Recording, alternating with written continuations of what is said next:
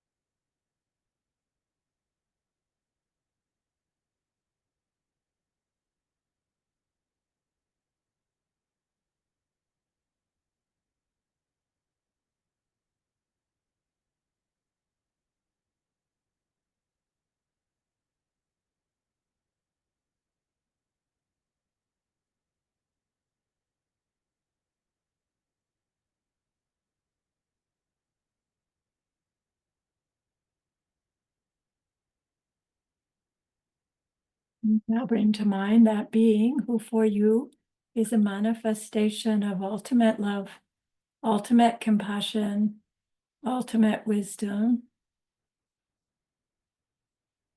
and see them there with you. They are gazing at you with their unconditional love for you, smiling at you with their holy great compassion, their wisdom radiating from them, that beautiful golden glow encompassing you in its light.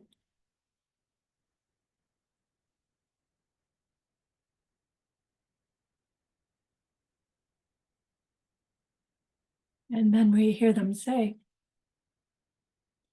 bring to mind someone you know who's hurting in some way.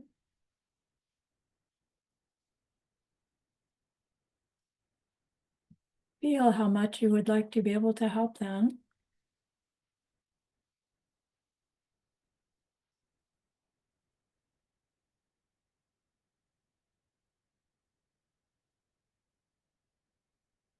Recognize how the worldly ways we try fall short.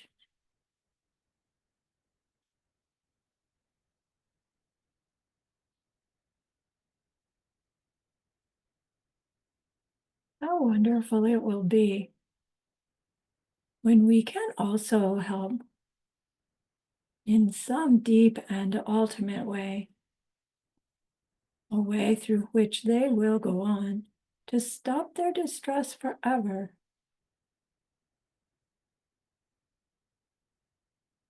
Deep down, we know this is possible.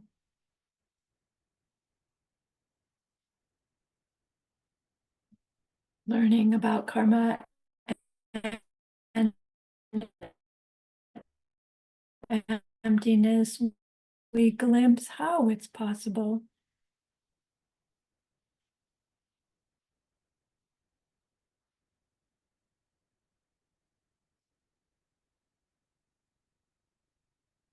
And we recognize that there's more for us to learn. And so we turn our mind back to that precious holy being. We know that they know what we need to know, what we need to learn yet, what we need to do yet to become one who can help this other in this deep and ultimate way. And so we ask them, please teach us that.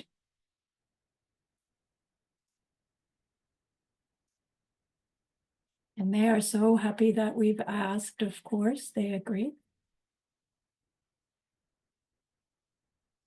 Our gratitude arises. We want to offer them something exquisite. And so we think of the pure world they are teaching us how to create. We imagine we can hold it in our hands, and we offer it to them, following it with our promise to practice what they teach us, using our refuge prayer to make our promise. Here is the great earth, filled with fragrant incense and covered with the blanket of flowers. The great mountain, 4 lands, wearing the jewel of the sun and the moon. In my mind, I make them the paradise of a Buddha and offer it all to you. By this deed, may every living being experience the pure world. Idam Guru Ratna Mandala Kamya Payami.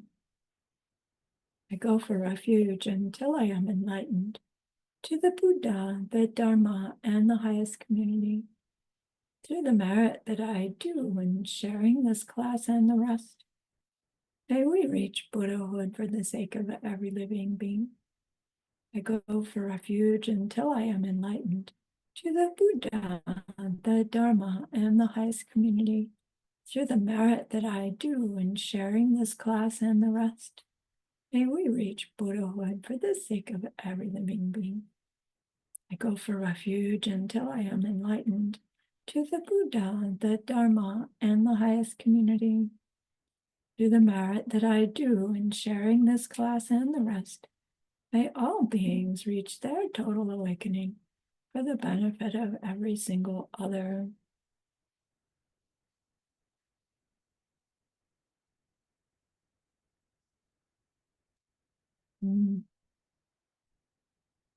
So I'm frozen, aren't I? Am I better? Am I back? Not back. Back. Back, not back. All right. So last class, we learned about the beings called Bardoas, beings who are in that in-between state, in between having died and yet to be in their next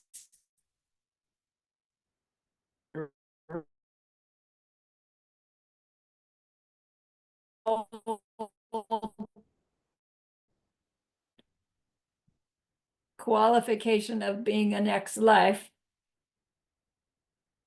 but have to happen in order for the next life to, in order for the next life to form up. Let's put it that way.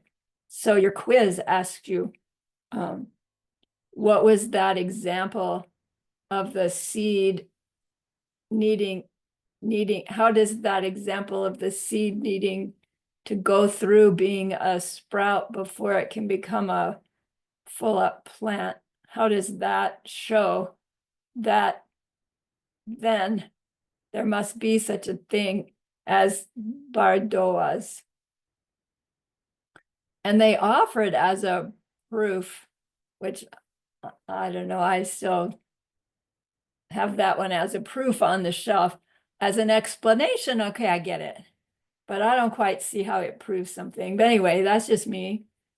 The explanation, as you recall, is that just as a seed has to go through these stages of changes before it becomes a full-on plant, in the same way, the continuum of a being needs to go through these stages of changes in order to get to the location of their next rebirth.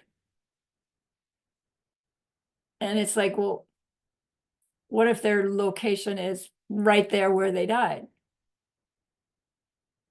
Like, how would that work if we're thinking human rebirth? Well, that's impossible, right? Because the mom would have to be there, right? It's not the same place. It can't be the same place, even if it's the same town, same room, same house. It's not the same place.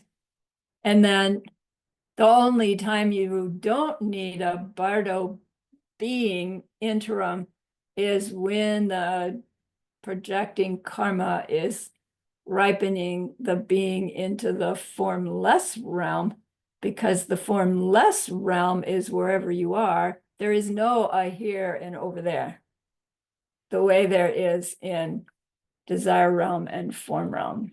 So for what it's worth. Then we were given scriptural authority, a couple of different scriptural places where Lord Buddha mentioned Bardo beings. It's not that he was teaching about them and that they really were them, but rather in his teaching of something else, Bardo beings were included in the explanation about the something else. And so that means by default, Buddha at least knows that there are such things as Bardo beings. And if an omniscient being is aware of them, who am I to argue, right? If I believe that the one teaching those teachings is in fact omniscient, right? And that was a long story from course 4, I think it was. Anyway, your quiz question asked, one of the scriptural authority pieces is that Lord Buddha was teaching about the 3 conditions for a womb to happen. And those 3 conditions, that there must be a woman who's still having menstrual cycles, and then there must be a feeling of desire and sexual contact made between the 2 prospective parents to be. And then the 3rd is a smell eater must be in the vicinity. So the only way a womb birth can happen is if there are these 3 circumstances coming together. And so therefore, there must be such things as smell eaters, because there is such things as beings born from a womb. So there had to be a Bardo being, also known as a smell eater, Jisa. There have to be such things, because there are such things as babies born from wombs. Got it? Then your quiz asked you, who can see a Bardo being? And, of course, enlightened beings, fully enlightened beings can see a Bardo being. That's not part of the answer. But the answer says other Bardoas of a similar type, they can see each other. They don't necessarily see other Bardo beings. And then anyone who has that meditative power called the eye of God, they can also see Bardo beings. I think they mean in meditation. I'm not sure if you see them outside of meditation. And then 4th question was, is it possible to be diverted from the kind of Bardoa that you are? It goes through maybe up to 7, end of that one and rebirth to another one. The question is, can you be being projected to a hell realm and then lose that momentum and then have another Bardo time when something happens that you can be redirected to a human rebirth? Because that would be the hope, right? That we could direct ourselves in the Bardo. And then they explained that the driving factor in our Bardo time, no matter how long or short it is that seed called the projecting karma, the one that pops at the last moment of the life that's ending. And that seed has a I don't mean a physical color, but it has a color to it or a taste to it that is what's driving us to the next form. That continuum of being will see itself as. And that seed isn't, it's already done its thing, and it's dragging all these seeds with it. So the specific circumstance of what that's life is going to be hasn't filled in yet. That's taking time. But they say that once that one has ripened, it's already done. Like any other ripening seed, once it's ripened, you can't change its result. That this, there's an exception to this, is that I get a message, my internet is unstable, and then I check myself to see if I'm still moving. That's why I'm doing that. But everybody else is frozen. No, Nadi's not. Are you hearing me? Yes, no, yes, no. Okay. So the only time it seems like one can be redirected after the fact is if the projecting karma is sending you to a certain high level of a form realm rebirth. Somehow something can happen that you can reach instead your nirvana. And they don't tell us anymore. Is that by way of somebody else influencing you? Or is it by way of something you do with your own concentration ability, which must be really high to have enough seeds to ripen one that would send you to that level of a form realm, that maybe it's, you could count on that to instead get to nirvana. But I'm just sharing what the scripture has said, what Geshe Michael shared with me. I don't begin to understand. Then lastly, your quiz asked, how is it that a Bardoa enters the state of a rebirth? And we had that explanation of how the Bardo being, who's being compelled to their next rebirth, they're like looking for where. It's not that they get a choice, right? This is all describing forced rebirth. Keep in mind this process, forced by the process of karmic seeds ripening. So the Bardo being is looking for its next rebirth, compelled to do so by its seeds. And it sees at a distance something that looks fun and interesting. And so they're attracted and they go closer and closer and closer. And then their seeds shift and they're trapped inside a womb that they can't get out of. So somehow they were able to get into it as if it was a thing there that was solid. They could move through it. But then once they get into it, the seeds have shifted enough that they can't get out. Now, they don't say, does that being know it's inside a womb? Does it know it's going to be a human? Science says it's just these two cells that have divided into 4, right? And then into 8, and then into 16. And like, at what point does it have the capacity to be aware? And then is it going to be aware of being in a womb? Somehow, I don't think so. But the process that's happening is described in this way.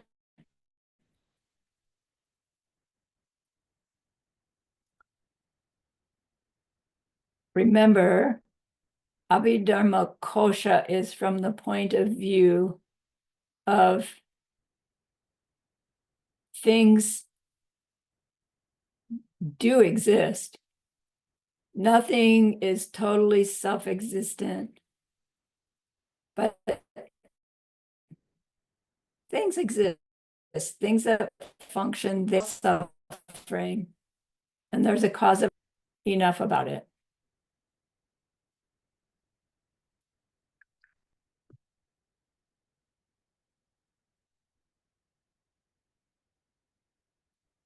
Okay, So let's go on to class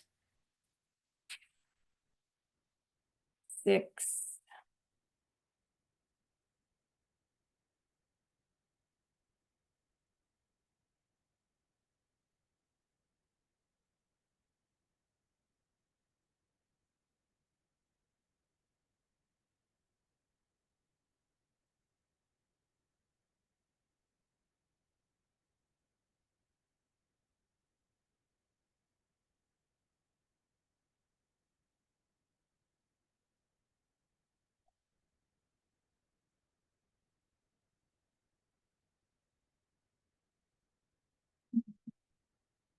Class 6 is again coming from Abhidharma Kosha from the 3rd chapter. The 3rd chapter has a lot of information in it.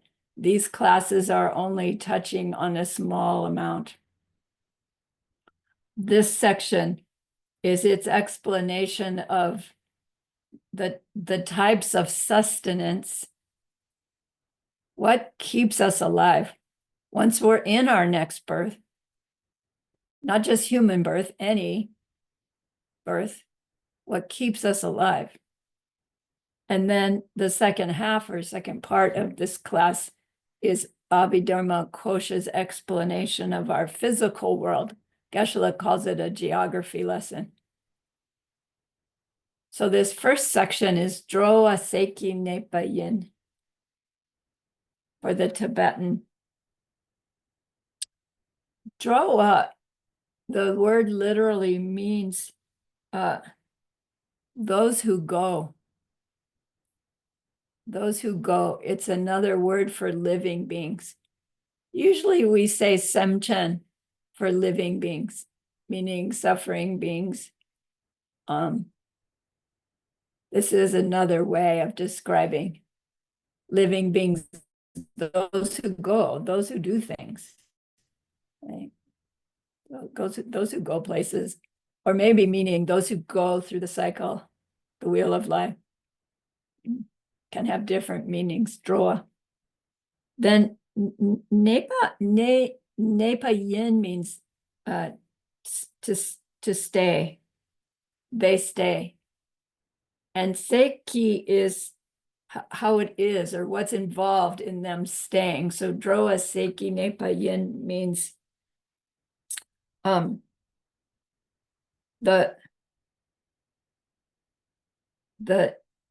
beings need sustenances to stay alive.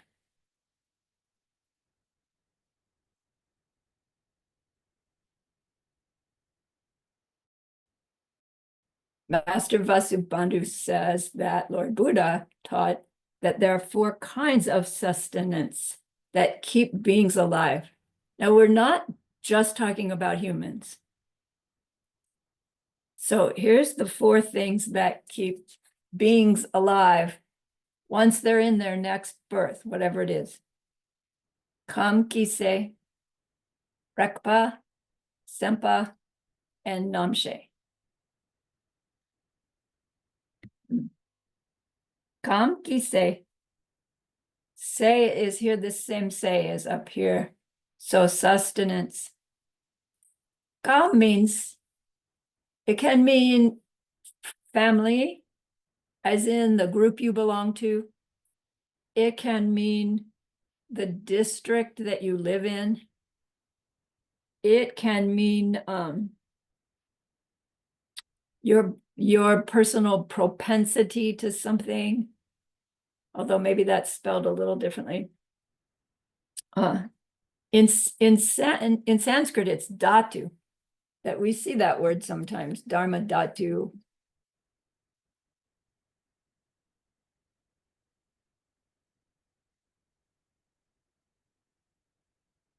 Often just written this way, dhatu, but apparently there's that H in there. Okay, so together then, kamki se means a portion, sort of like a unique to you portion of sustenance. They translate it as a portionable sustenance. And it's like, that's awkward. That's not anything we ever say in English. May I have my portionable sustenance, please? When you're asking for your peanut butter sandwich, you know. But they don't just, what it means is sustenance that you take in portions. So for humans, we're talking about food and drink because we take a bite, we swallow. We take another bite, we swallow. That's what is meant by a portionable sustenance. They don't just say food, though, because we're talking about the portionable sustenance that any being would rely upon for keeping them in that lifetime that they're in. So hungry ghosts that don't get much, right? The hell beings, animals. Apparently, this applies to any being in any life, any suffering being in suffering life is the punchline. It comes later. So they can't just say food because hell beings don't eat food. But they do take portionable sustenances of something that contributes to them staying in their hell realm if they have any kind of body, which we're going to, right, our mind should go to, well, then what happens to a being in the suffering realm that doesn't have a body? What do they live on? We'll talk about it. So kamkise means portionable sustenance, which for humans and animals means food and drink. We rely upon that to stay alive. Second one, rekpa. I'm sorry, there was more I was supposed to say about kamkise. For the Bardoas, we learned that they eat smells. So the smells are their portionable sustenance, and they take them in sniffs, right? Is how a Bardoa eats. Desire realm pleasure beings, they also take in portionable sustenance, and it's called nectar. Now we hear the word nectar, dutsi. I didn't write that. Let me show it to you just for the blessing.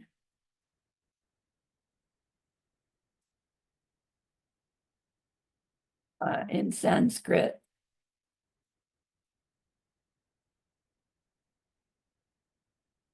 But sometimes written this Amrita, but this one's more accurate.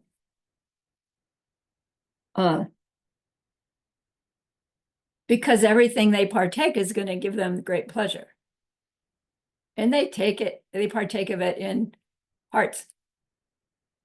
And lastly, the food of the first humans on a planet is also said to be nectar, but it's a different nectar than the form realm beings because they're not form realm beings. They are the first humans on a planet.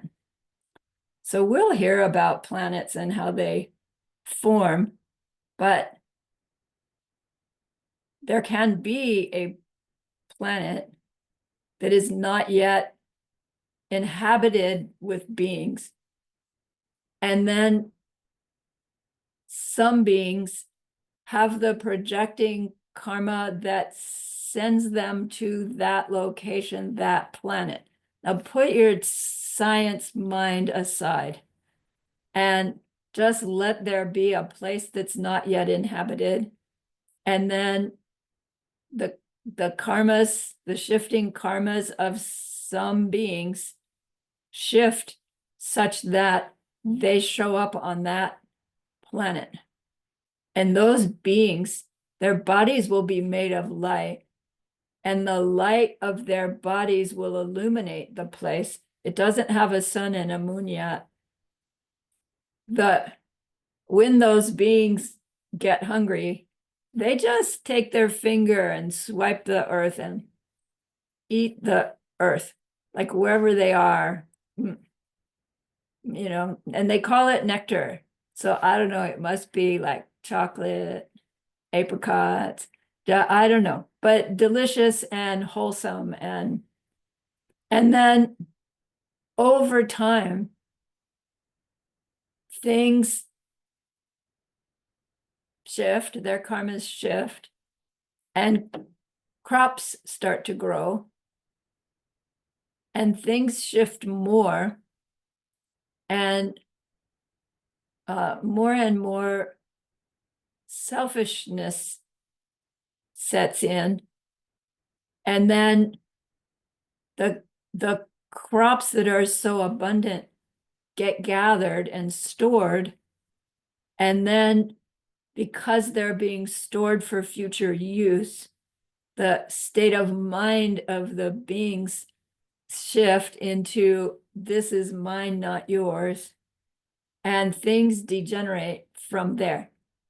And as the minds degenerate, their bodies and their surroundings get more and more solid until they're living with this kind of solidity that we would relate to as humans. And the degeneration continues to happen, and as it does, their lifespans shorten and shorten and shorten.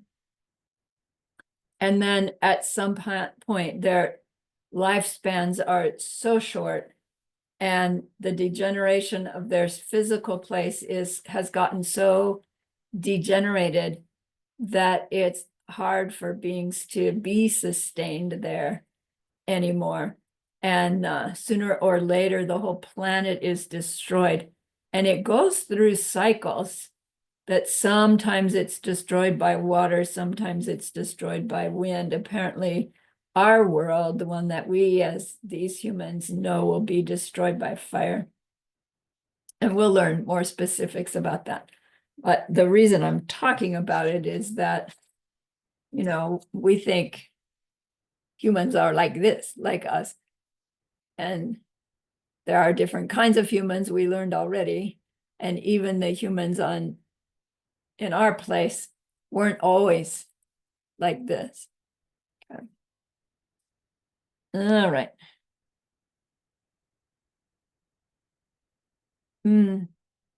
So there's gross, comme qui say, gross portionable sustenances, and there are subtle portionable sustenances.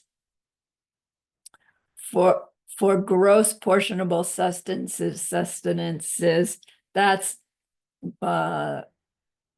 like food and drink that we know. Food and drink for humans is food and drink that the body needs to separate the pure from the impure. The impure is let go as waste, liquid waste and solid waste, and the pure is absorbed and used by the body for the sustenance. With subtle sustenance, that is so fully it's able to be so fully absorbed by the beings who are sustained by subtle sustenance that there are no waste products. It's used completely.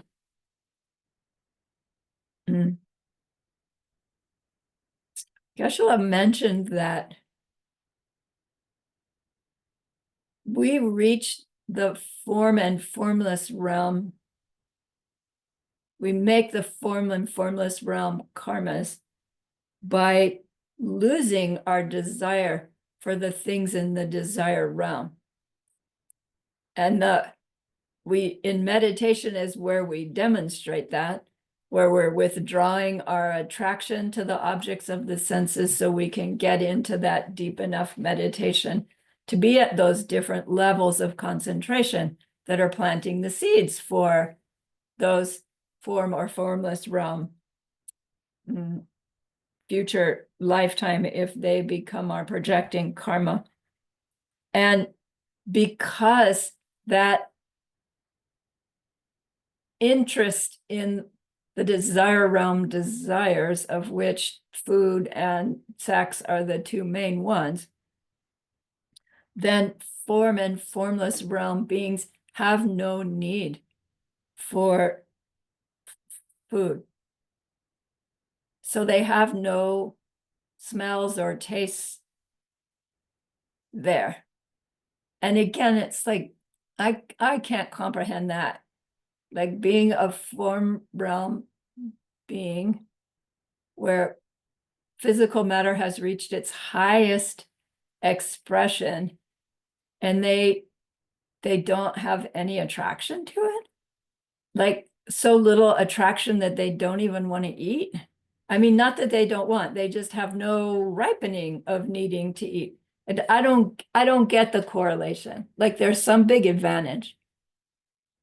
Now there certainly is a big advantage to not needing to eat, or not wanting so much to eat with all our attendant attractions and etc., but rather really knowing I feed my body in this way just so that it can stay.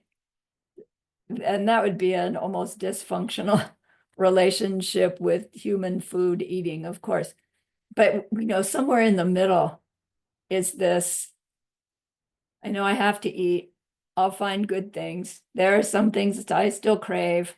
I can have those sometimes. Most of the time, just feed this body to keep it alive.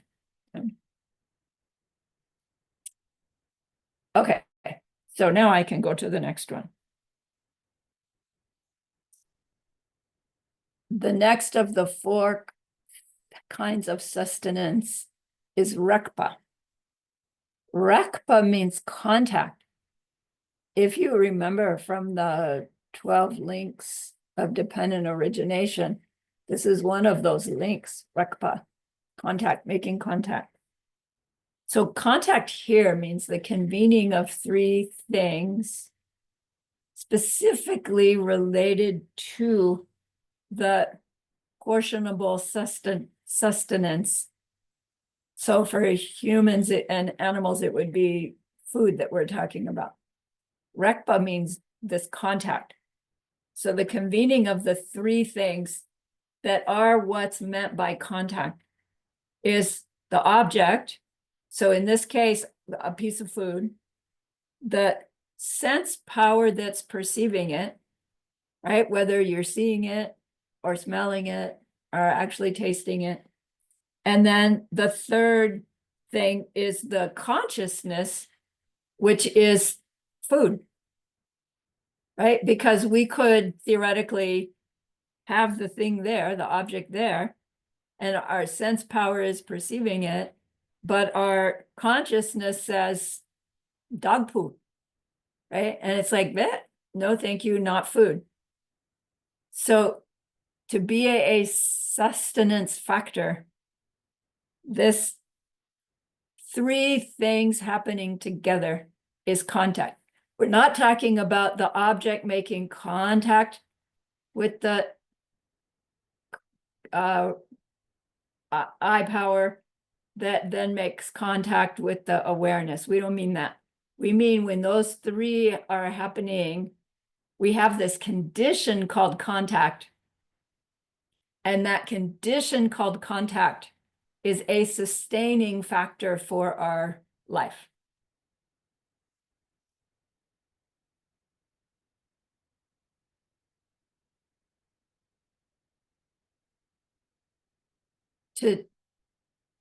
To perceive something we see as food is enough to sustain us for some period of time, even if we never partake of the food.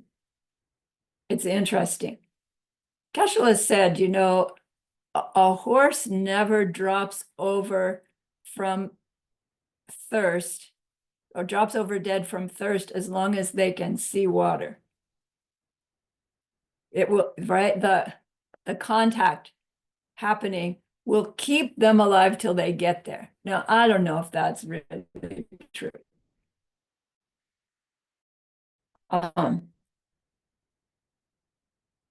But they give this example, the scripture gives this example of this father and two sons. And I don't know, there was a famine or something, and they're so hungry, and they just don't have anything. And somebody comes along and gives them a bag of stuff and says, there's flour in this bag, but this is all there is. And so you really have to not open it until you're absolutely at a desperate stage. The person who's giving it to them, actually what's inside the bag is sand. But they know that by telling them it's a bag full of flour and just don't open it, they know that that will keep that father and those two sons alive and get them more time for whatever the circumstances were to shift so that they could get actual food. And the story goes that, they've got the bag there and they're looking at it, getting more and more hungry, more and more hungry. And at some point, their curiosity overwhelmed their ability to decide, are we at the end yet? And they opened the bag and saw that it was sand, and all three of them dropped over dead. Because their hope, right? Their expectation that they had something to carry them through when they were at the end just disappeared. And so, Rekpa, contact. The third factor is sempa. Sempa in Sanskrit is chitta, which means movement of the mind, right?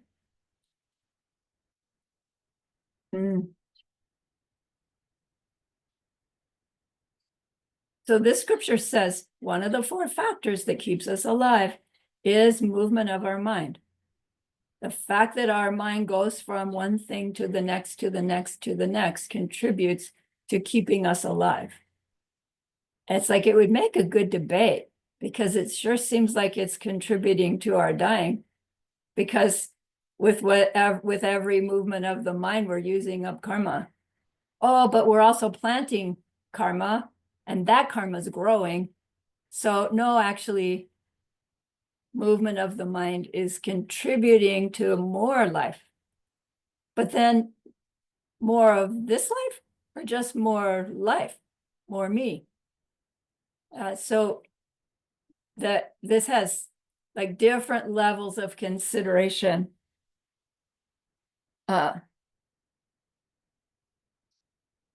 In that Rekpa, where there was that factor of hope or expectation, within this contact of these three things, then arose the mental function that stuff will sustain me. And then that's a movement of the mind. So this movement of the mind, that food is what I need to survive, makes it such that food helps us survive. Then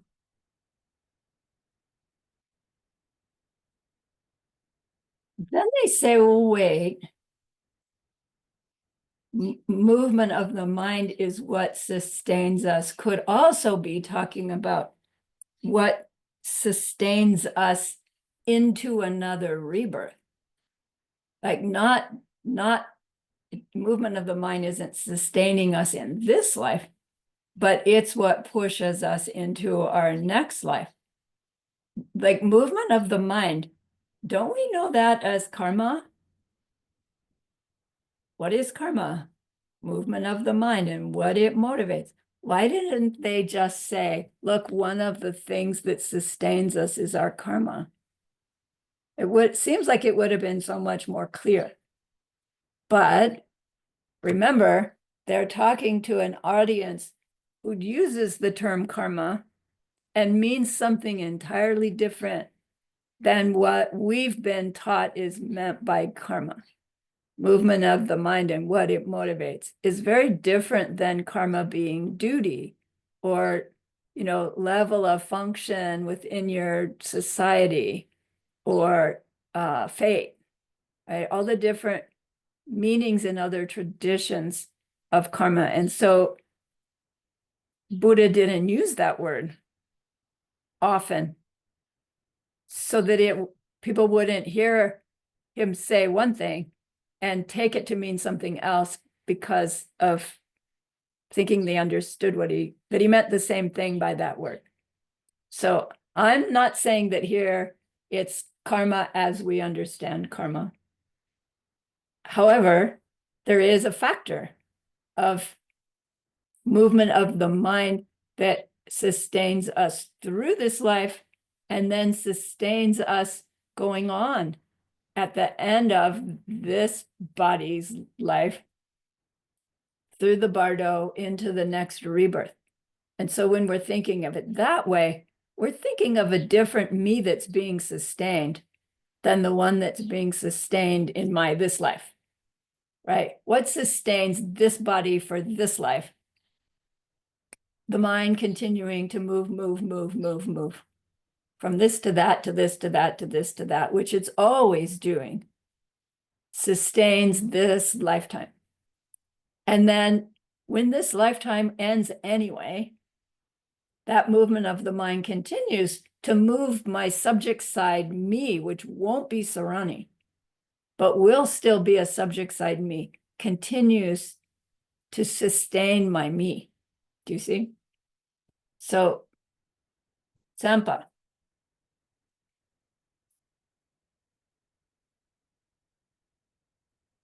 They go on to say the main karma that sustains this life is that projecting karma that went off at the last moment of the previous life.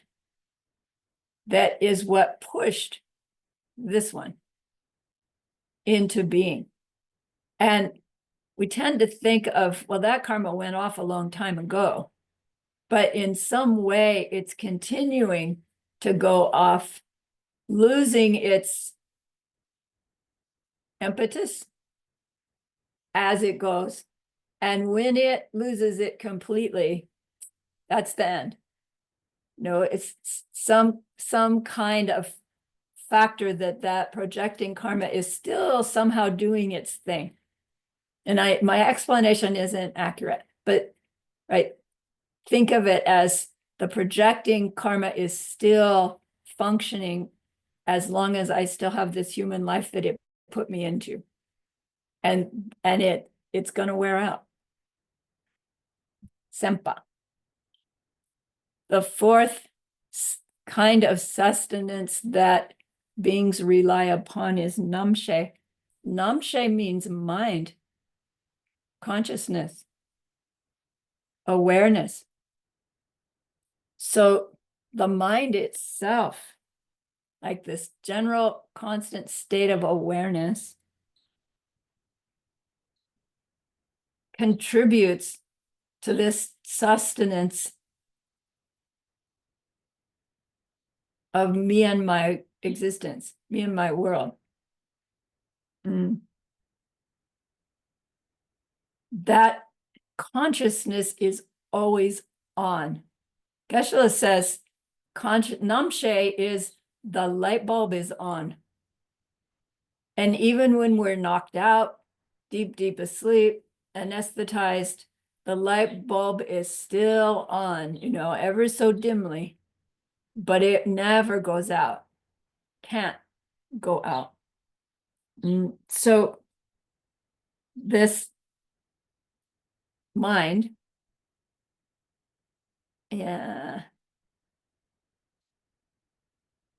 is a necessary factor in our sustenance, right?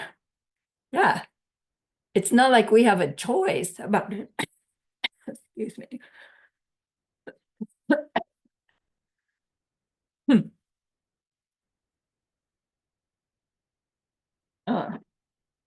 It's not that we'll ever not rely upon it. It will always be there. And so it has to be considered a factor in our sustenance.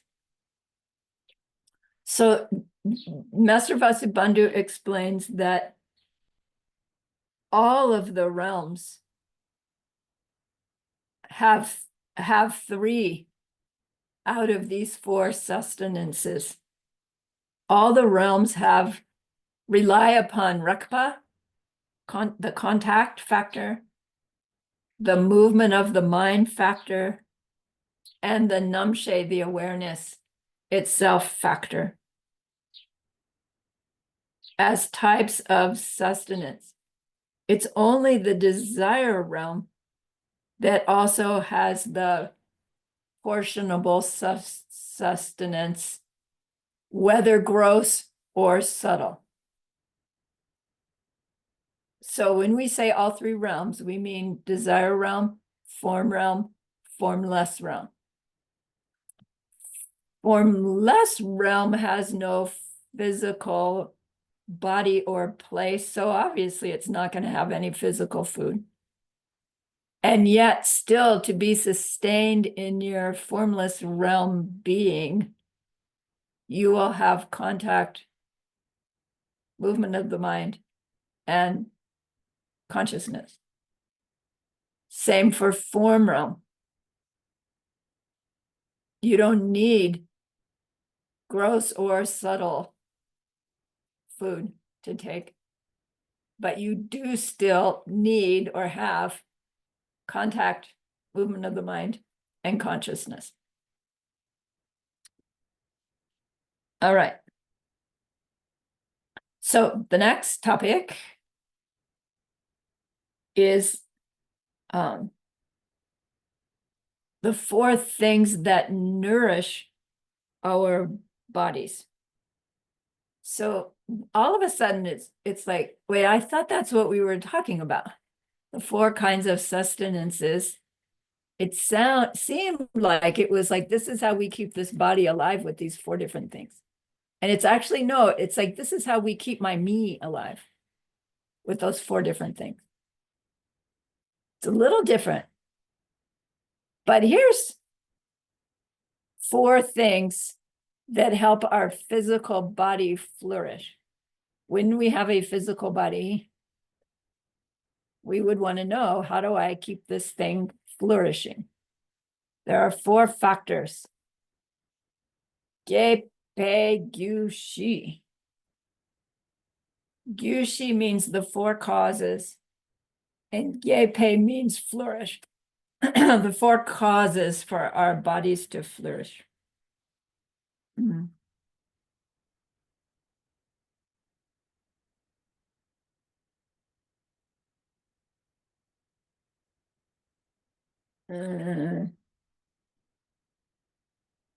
These are four factors that help us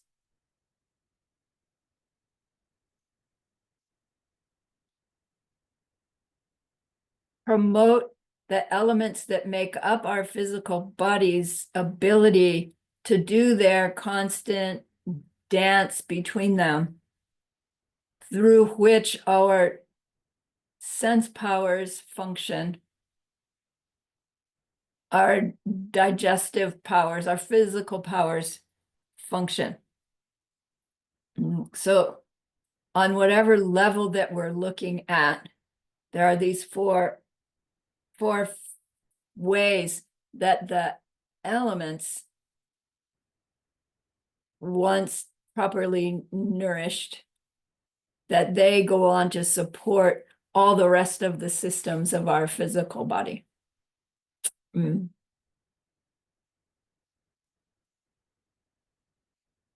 So this tradition and others speaks of the four elements, earth, water, fire, and wind, that our physical bodies are made up of those. There's a fifth element, space, of course. But these four, earth, water, fire, and wind, are the ones that contribute to the physical body. And those words are describing qualities of energies that are always existing in various amounts relative to each other and relative to our circumstances of need and experience. So earth means our solidity, the solidity quality of our physical body is called our earth element. The water element is all the factors that have to do with fluidity. So it really does mean saliva and mucus and blood and sexual fluids and digestive fluids, all that stuff literally. But it also has this elemental quality of changeability, right? The fluidness of our being. Then fire element is the metabolic process, the temperature. So not just 98.6 temperature, but the heat that's necessary within our system in order to function. And then wind is capacity for movement. So movability, so literal movability, but then also changeability, movability. And they talk about these four elements are in a constant state of balance. And when they're out of balance, that manifests of disease. And each disease, unique to itself, because each disease has a different kind of relative imbalance of each of those four elements. So I tend to hear the word balance, and it sounds like, oh, you should always have 50% earth element, 10% water element, 17% fire element, and whatever the rest would be with wind element. And when it gets out of balance, it always tries to come back to those numbers, but that's not right. Balance means the ability of each one of those elements to adjust itself according to how any of the others shift. So as earth, for whatever reason, goes up, all the rest are going to adjust themselves to keep it from going up too much, because too much earth element, and it's called stroke. You can't move. Paralysis. You can't move. Too much water element, not enough earth element. You still can't move, but now you're like going in all directions. Too much fire, fever. Over 106, right? You burn up and die. Not enough temperature, metabolic slowdown. Nothing works right. So it's not just the temperature, it's this quality of ability to burn up calories, ability to move waste, all of that. And then wind is this flexibility and movement. So when one goes up, all the rest adjust to keep it from going too high. When one goes down, all the rest are supposed to adjust to keep it from going too low, to bring it back to where it's just right. And they're all doing it together. In Chinese medicine, each of those elements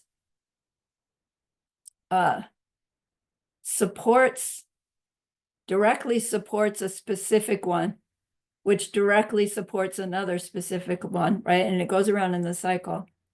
And each one of those elements directly suppresses a different one. And each of those do the same thing. And then each one is suppressed by a specific different one. And each one is supported by a specific different one. And this beautiful dance is going on all the time. When this beautiful dance is adjusting so smoothly, so perfectly, we are healthy. We ourselves can adjust and change and morph, and we're strong and happy, and our body is reliable.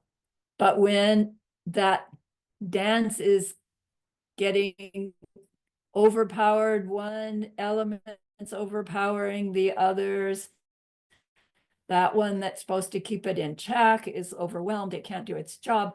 All of those have different symptoms that we experience when they're out of balance, either too much or too little. And then the practitioner's job is to sort that all out and figure out either, with whatever their management skill is, how to support those elements so that the one that's not able to keep others in check gets a little stronger, and the one that's over strong gets pulled back a little bit, right? It's the skill, the art of the provider. Why am I talking about all that? Because these four elements need to be sustained.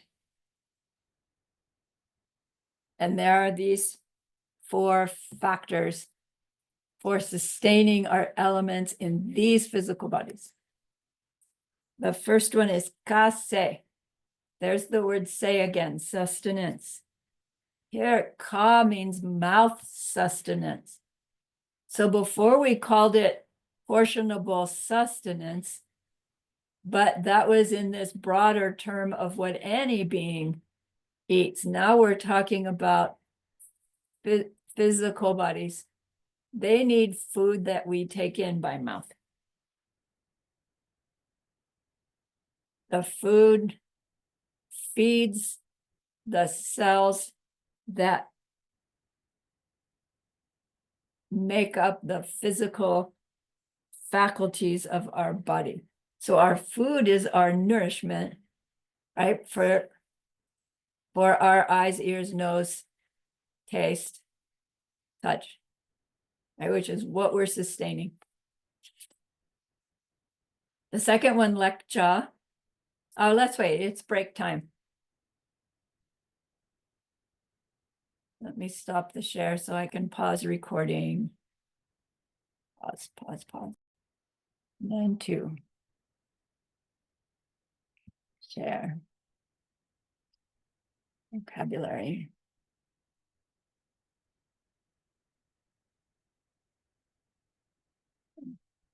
Share.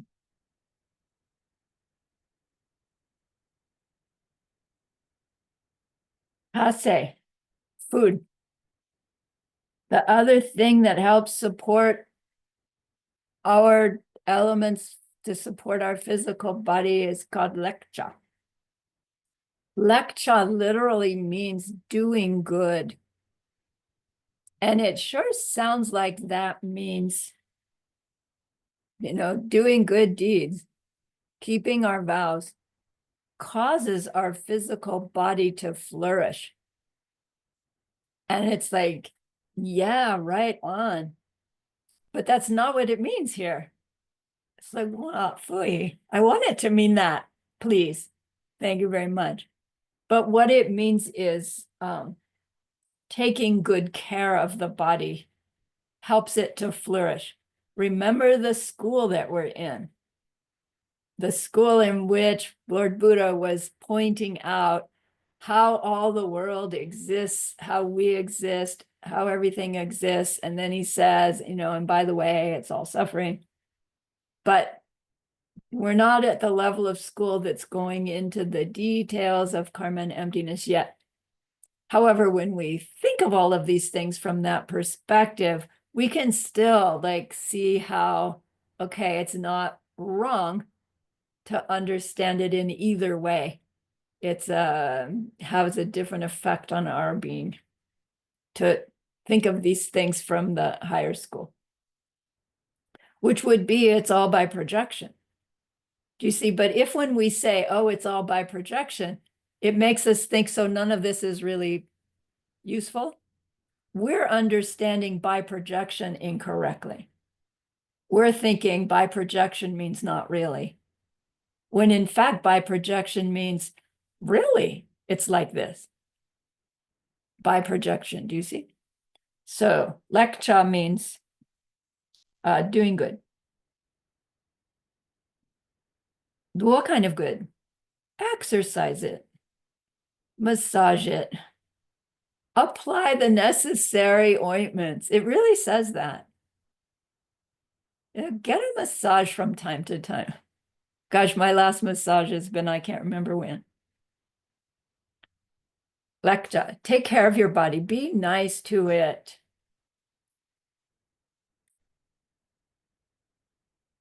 In healthy, wholesome ways. It doesn't mean doing what it wants. I want more chocolate.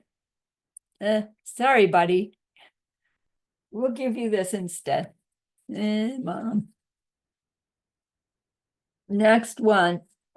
Ni, my personal favorite. Ni means sleep. Our bodies need sleep to be sustained, for those elements to get a chance to chill out enough that they can do their rebalancing better, right? We understand in deep sleep, it's when our brains get to detox. It's when our rest, relax, restore, release happens. It's when our vagus nerve gets to kick in undisturbed. Sleep is an important factor. Too much sleep is out of balance. There's not enough sleep. Sleep in the proper amount.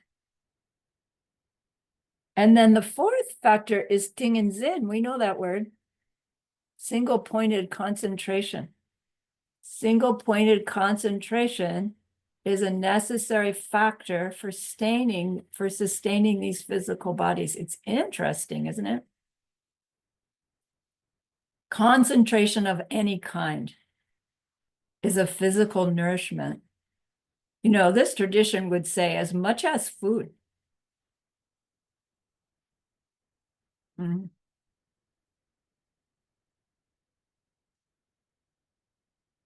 People practice single-pointed concentration, not just in meditation.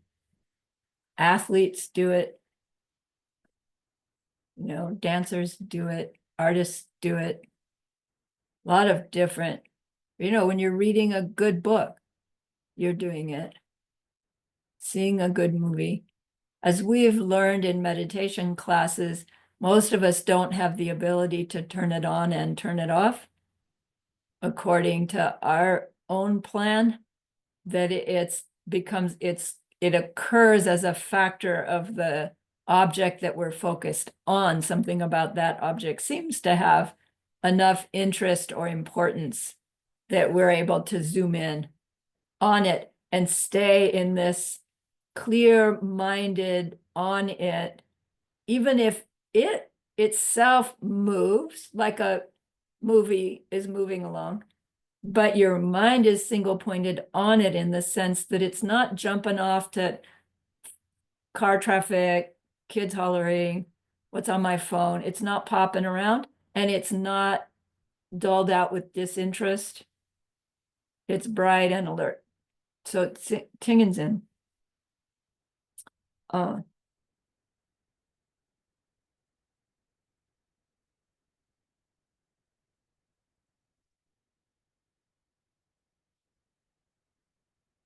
A mind that's bouncing around. Like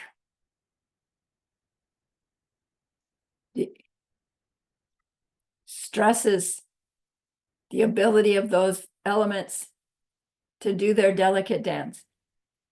And we call it stress.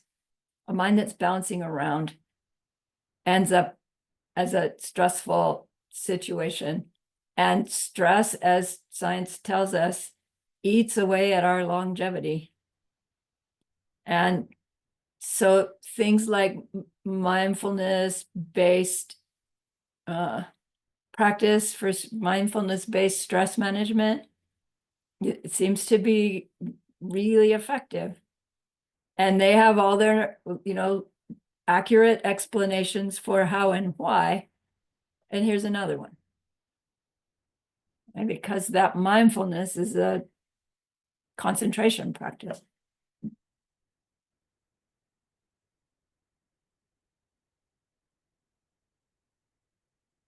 So the physical body needs all four of these to be sustained. And then we see that people who like use Ting and Zen in a practice way actually need less food, less sleep, right? They seem to sustain themselves with less of the other three because of their single-pointed concentration. But it doesn't mean that our bodies don't still need the other three.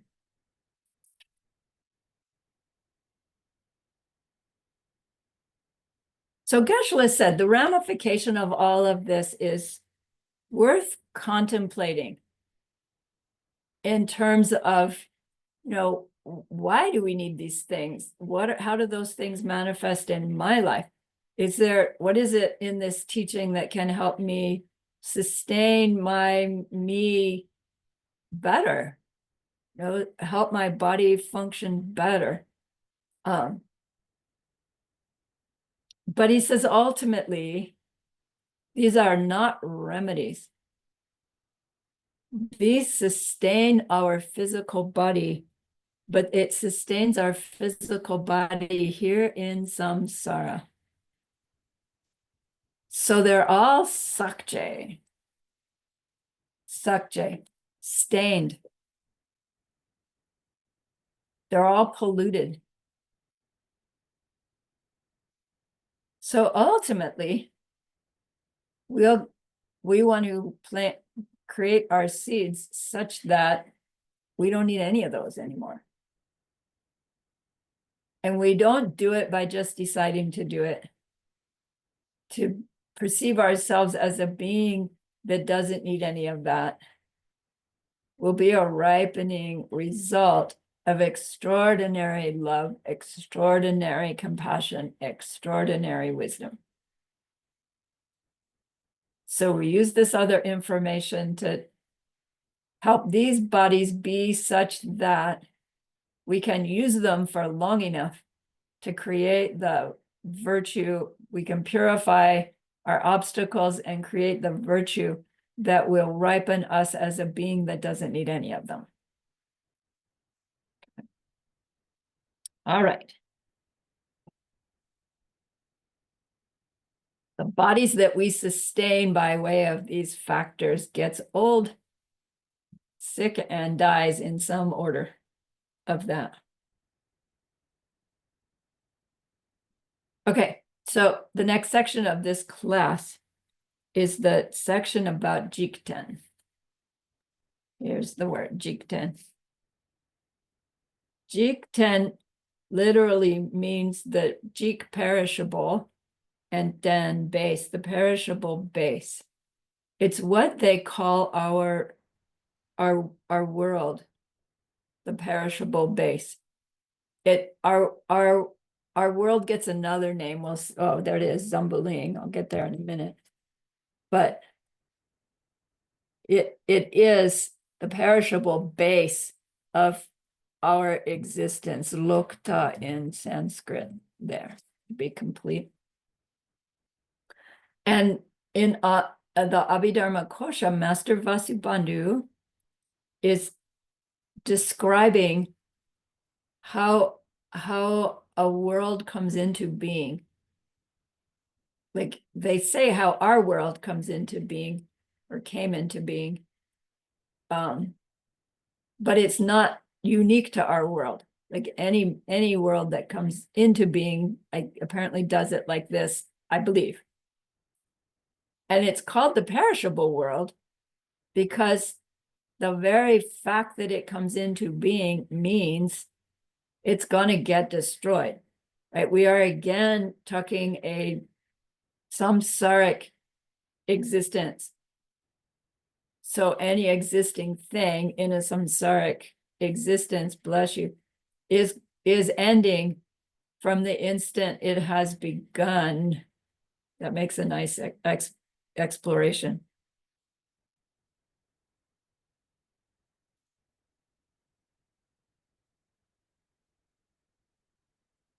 So before our world was here, there was a place for it to be. We've studied space. Right? The place the pen is in technically is now over here, but the space it was in, that it's in now, is still there, isn't it? So because our Earth is in a place, before our Earth was in this place, that place was there for it to show up in. Not self-existently, don't think that.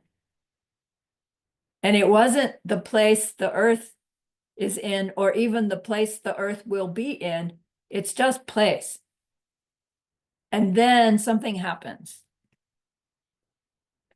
I don't know why. Lunki Kilnkor. Lung here means wind. Lungi Kilnkor. Kilnkor means a huge disc, a mandala. Should have written that one too.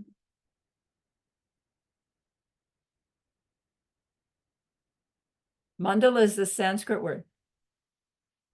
Kilnkor is the Tibetan for mandala.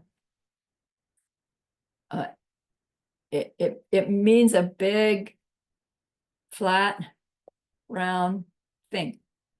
And it has the connotation of it turning. Although I guess it doesn't have to be that. Lunking Kilnkor. So there's this space. And then something happens and this wind stirs. A wind starts to move, circular move. It's spinning.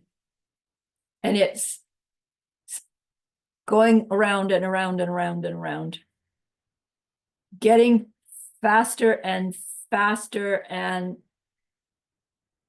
like big.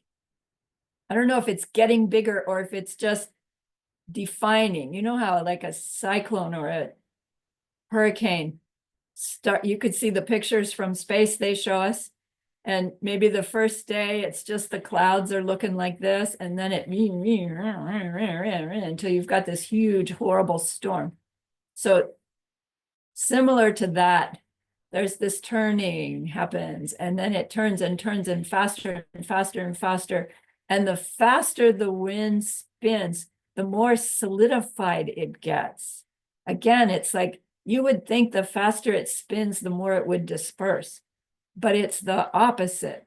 The faster it spins, the more solid. It doesn't spin in on itself. It just solidifies until you have this solid thing that was the spinning disc.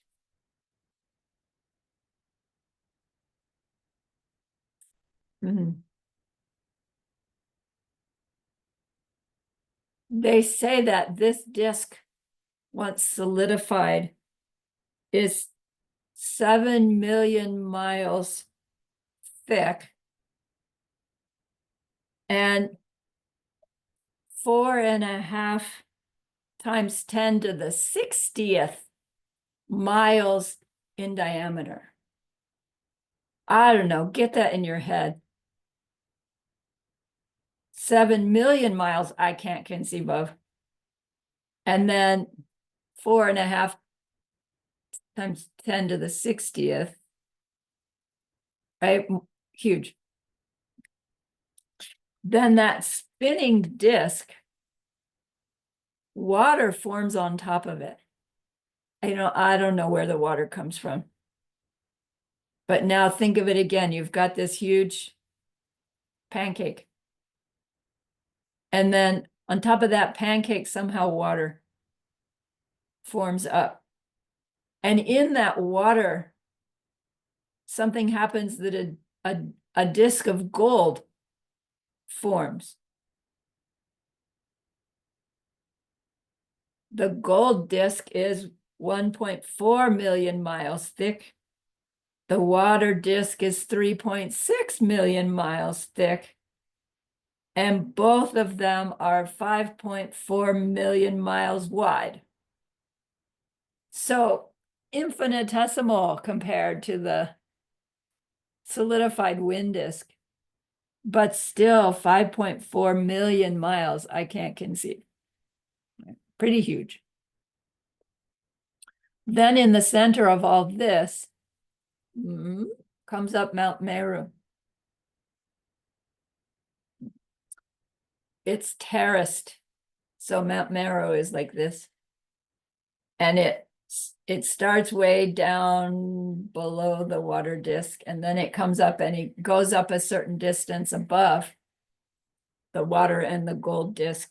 And it's surrounded by 7 mountain ranges going out. Each mountain range is half the height. So the first one is half the height of Mount Meru, I believe. The next one is half the height of that one ahead of it. Next one, next one, next one, until you get the 7 ranges out.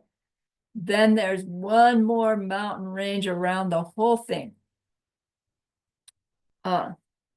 Those 7 inner mountain ranges are all made of gold. The outer one is made of iron. In between each one of those mountain ranges is an ocean. So it's filled with water. The mountains peak up out of the water.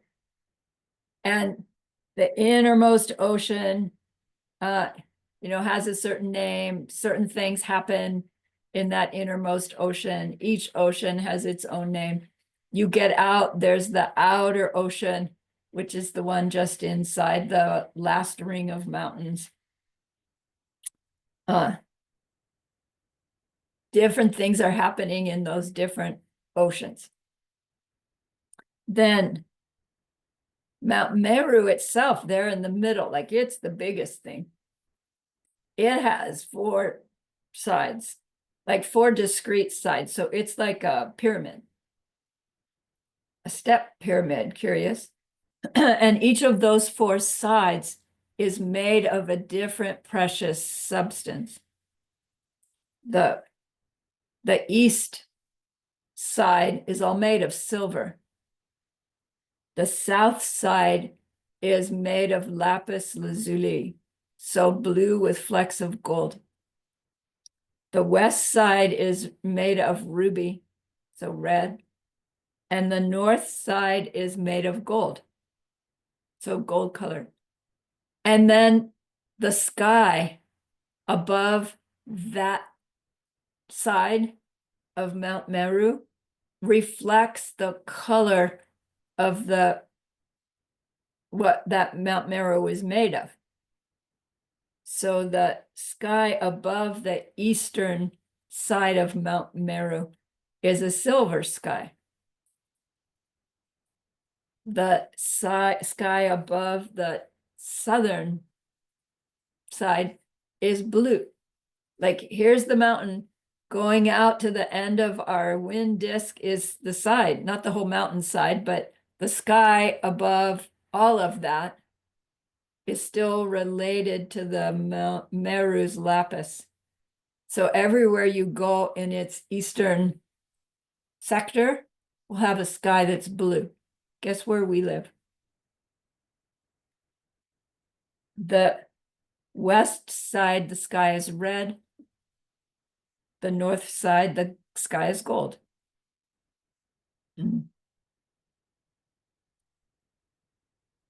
The sun and moon are said to move around Mount Meru. The sun goes and the moon chases it.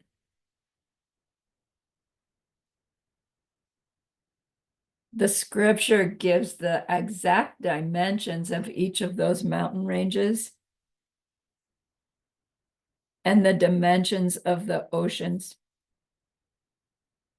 Now, in the outer ocean, meaning the 7th ring of mountain, and then you have the outer ring, the ocean between the 7th and the outer. In there are these 4 continents. So there's a continent out there to the east, there's a continent to the south, a continent to the west, a continent to the north. Each one of them has 2 subcontinents to either side of it, smaller, similar shape. each of those four continents have their own quality of the place. They have their own quality of the human that lives there. They have their own quality of main mental afflictions and so forth. Our continent that's in the south wedge going out from Mount Meru is called Zambuling. Zambuling, it gets its name from a tree that grows at the edge of the land and the ocean. And apparently this tree, when its fruit drops into the water, the sound it makes is zambu. It doesn't go plop, it goes zambu. And there must be so many of them dropping all the time that they call the whole continent the land of Zambu, Zambuling. You know, I imagine they must be talking about coconuts, right? And coconut trees lining, and the coconuts are dropping, you know, and they make the kabunk. They call that Zambu. We live in Zambu, Zambuling.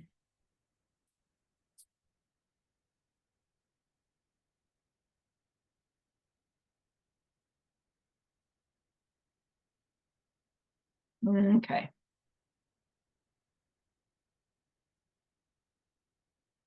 If you've studied the 37 pile mandala coming up soon at Diamond Mountain, you've heard about some of this stuff. And when we do the 37 pile mandala, which means that you have this set of metal rings and a big pile of rice. And as you say this prayer, you put these piles of rice symbolizing the different things you are describing in the prayer until you have this wedding cake like thing that's full of rice. And on the top of it, you put all the wealth of gods and men right on the top of Mount Meru. And you are building a pure world and using it to offer to whoever you are asking for teachings from.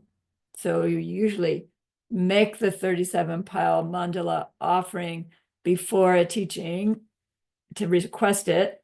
And then there's another way to do the same practice as a Thanksgiving offering for having just received. And the idea is that we think, you know, my human world doesn't look anything like what they've just described. And they're saying that my world, I'm going to catch myself, my world is really like this. And then from that kind of world, I can purify it, filling it with all of these unique kinds of beings who are in the prayer, and then offer this pure world looking like this to the lamas, to the teacher, to the Buddhas, whoever we're offering to.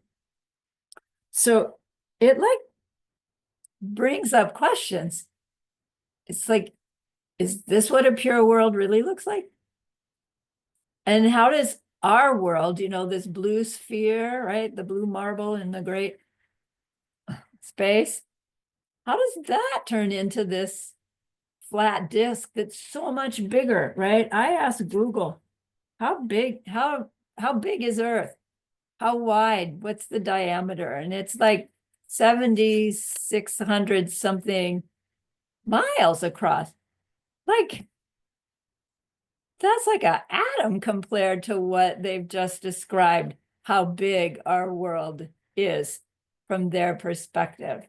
And it's like our tendency would be, well, you know, maybe we used to think the world was flat because it sure looked like that because the horizon is pretty straight. But then finally, we were able to get a glimpse of it from far away and know, now we know it's a sphere. Although technically, when you look at that photograph, really in the photograph, it's also flat, isn't it? But anyway, we somehow know that it's a sphere, it's not a disk. And yes, we agree it's blue and our sky is blue, but come on, is Mount Meru really Mount Everest? And the four continents like India, Russia, China, all the rest?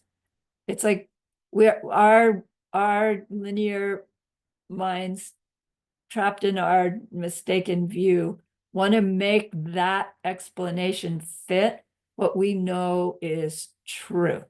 Do you see the mistake?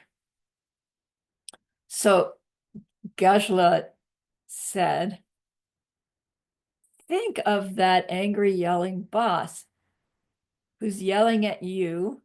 You're upset. They're a bad boss. And, your coworker who doesn't like you is hearing that boss yell at you. And they're thinking, finally, the boss got it right. What a good boss, right? And then the third person who just really could not care less is just like, who cares what's going on? How can the boss be good and bad and neutral all at the same time? Right? Part of us goes, of course they are. But then if we explain ourselves, we would say, because there are different beings perceiving them. And then it's like, yeah, their goodness, their badness, their neutralness isn't coming from them. It's coming from who's experiencing them. And we still say, right, there's a them there. And then I experience them according to way my seeds make me experience them. And then if we take that a little deeper, we can say, no, wait, my seeds are making me experience them, and it's making the them I am experiencing, which is a little different, right? It's the difference between mind only school and lower middle way and higher middle way. There's a boss there that's neither good or bad from their own side, versus my mind seeds ripening make me the boss and exactly what I'm experiencing about them happening now and now and now and now and now and now. And same applies to our world.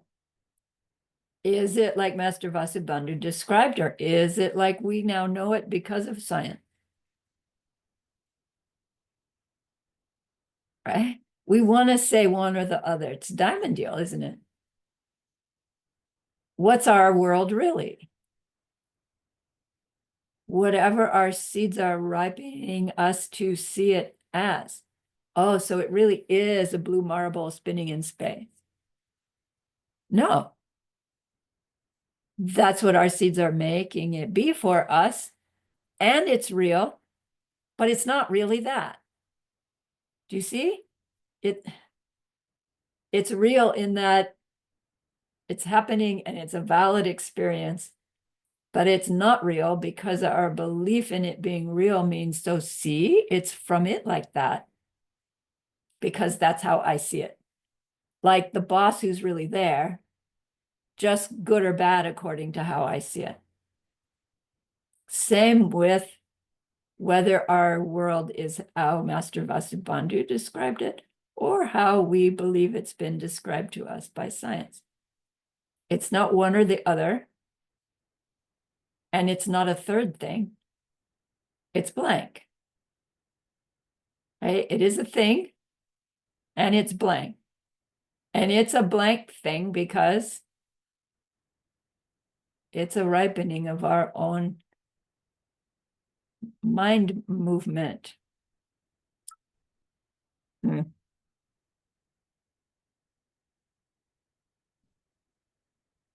So when they describe a world that's come into being like this. Master Vasubandhu, apparently, if we were to ever study chapter 5, in chapter 5, he's describing in some detail what happens, what experiences happen after you come out of your direct experience of ultimate reality for the first time. And then Geshe-la said, and so when you read that chapter, you know that here's somebody who has experienced that directly. Right? I like that. Anyway, so he's part of that experience is to see how the world was made and what the world is really like, to see the emptiness and dependent origination of the world. And it's not that, oh, it means it really is like Master Vasubandhu said, but it really is empty and blank. So it can be what it is for us, but not really. And it can be what it is for him, but not really, so that we can experience directly its profound dependence.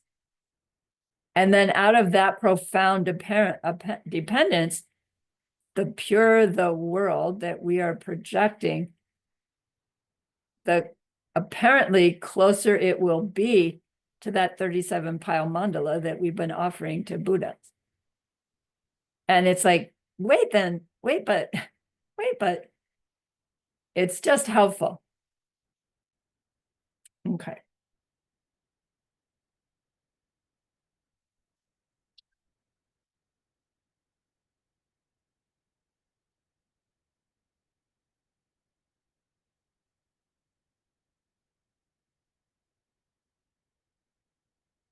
When we as humans perceived and experienced our world as flat, our seeds were ripening us to have that experience, to have that perception, and to believe it, and to live amongst it very well. Maybe lots of people actually fell off the edge of that world. I don't know. And then seeds shifted in the minds of beings. And somebody developed the ability to see far away. And then somebody developed the ability to track how the planets go. And they came to this new conclusion about what was going on. And people's seeds were ripening differently, so that a whole different understanding of our world came into being. And then those seeds continued to grow, and technology ripened the extent to which somebody actually got to look back and see, son of a gun, it's really not flat. It was a shift in all of our seeds when that happened the first time. You know, the first guy who really went around, just went in orbit. Who is that? John Glenn? Yeah, I was just a little kid when that happened. But it had never happened before then. Before then, we already believed the Earth was round, and it had been proven by, you know, physics and science, but it had never actually been experienced by somebody until him. And it didn't shake the world. He didn't come down saying, wow, you know, I really saw that the Earth is really round. But all of our seeds had shifted, you see? So same with our whole being, our whole reality, our whole humanity. Seeds are shifting, shifting, shifting. Okay.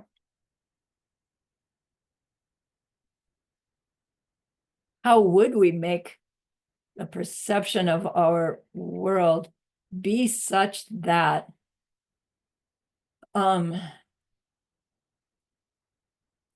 it could again be, you know, you just take your finger and go like this to the earth and you have delicious food to eat.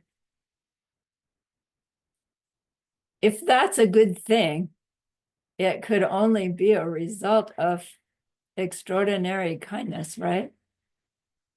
So as our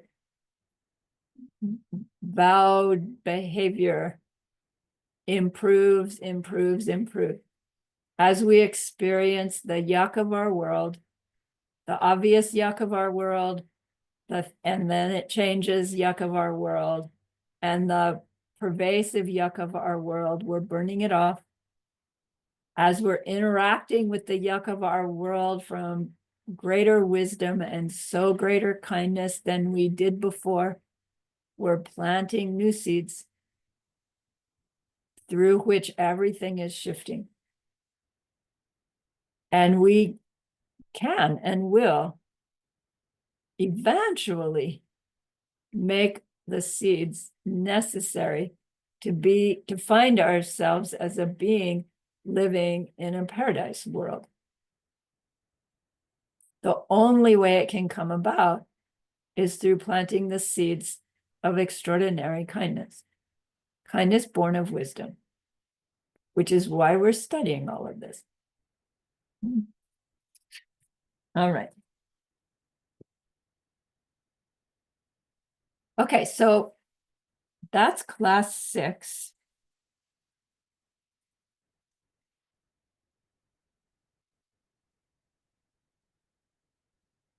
I have a diagram that was trying to just give us a glimpse of what these discs are like. And I tried to photograph it, and then my computer wouldn't open the photograph, so I couldn't get a file to share with you. And I looked through my files, and all of this I have in hard copy, but not in computer file. So sorry, I just have to show it to you. Like really old-fashioned technology. You'll see it if you do the Diamond Mountain program, you'll learn it. Can you please remove the sharing screen with the... Oh, yes, thank you. That will help. Okay, I'm going to show you just the top part first. And I can't do it and see it at the same time, but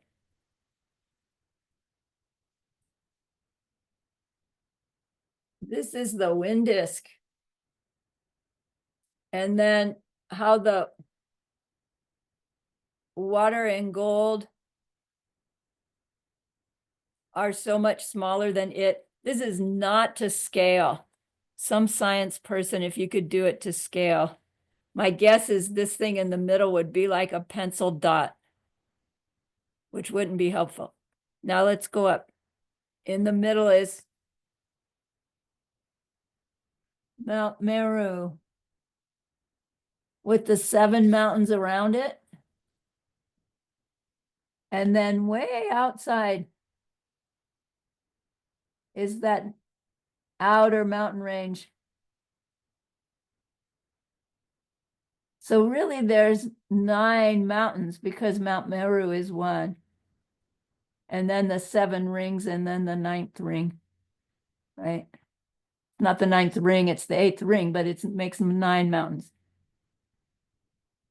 And then way out here are the different continents with their 2 side continents. Can you see? So you don't need any of this for your homework or quiz. It's just for interest.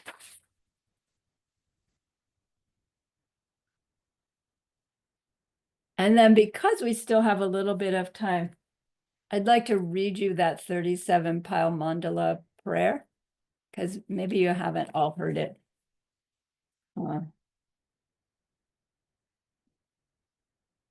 They're trying to start like an annual 30 mandala festival, mandala prayer festival.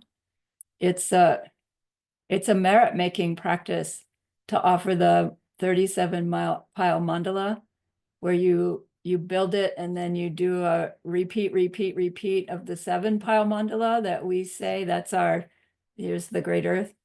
And you do it with a high level of intention for a specific result, and then you offer it to a powerful karmic object, and you can assign yourself, I'm going to do 100 repetitions before Christmas time or something as a accumulating merit practice.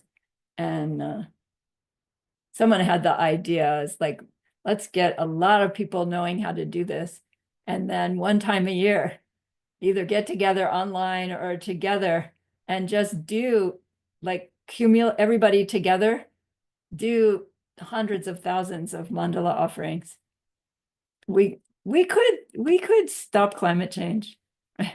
We could do all kinds of amazing things, but we all have to learn how to do it first. Yeah. So anyway, if it's something that you're interested in, they're doing an abbreviated teaching of it at the 5 Houses program.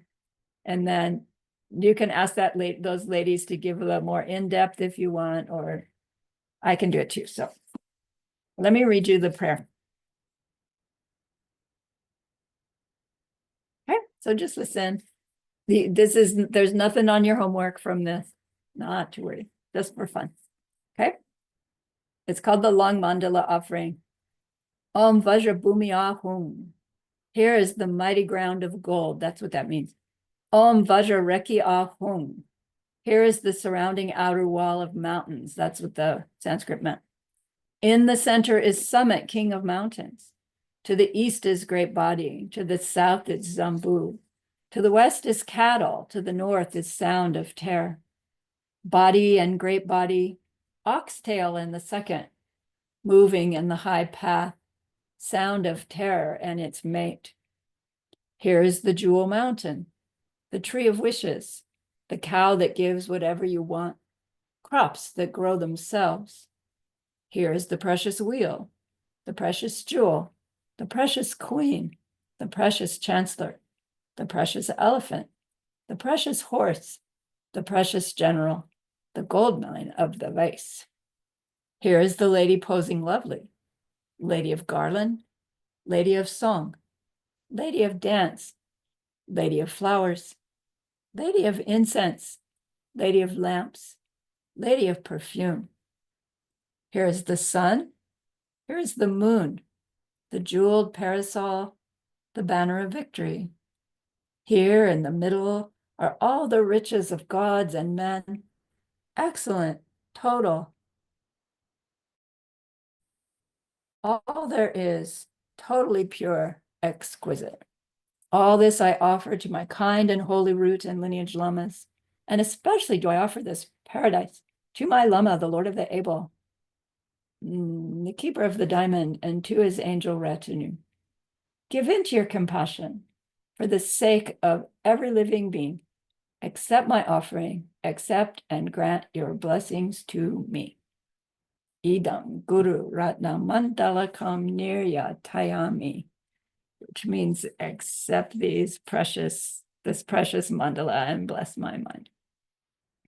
So, each of those different things that are being offered have a different pile of rice that you put, and they have different meanings and purposes and places. And it's a fun practice if you like hands-on ritual. It's fun to do. So remember that person we wanted to be able to help. We've learned a lot. You may or may not ever need to teach them this class.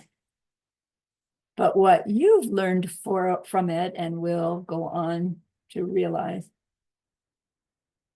will be something that you will use to help you become a being who can help them stop their suffering forever. And that's an extraordinary goodness. So please be happy with yourself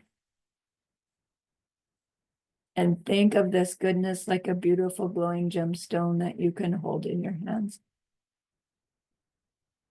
Recall your own precious holy guide. See how happy they are with you.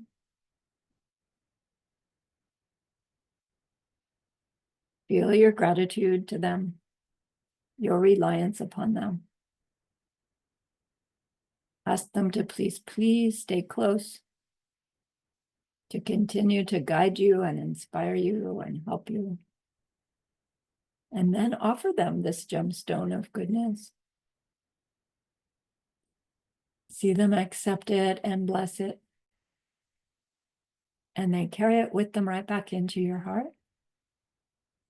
See them there, feel them there. Their love, their compassion, their wisdom. It feels so good, we want to keep it forever. And so we know to share it by the power of the goodness that we've just done. May all beings complete the collection of merit and wisdom, and thus gain the two ultimate bodies that merit and wisdom may. So use those 3 long exhales to share this goodness with that one person, to share it with everyone you love, to share it with every existing being everywhere. See them all filled with happiness, filled with loving kindness. And may it be so.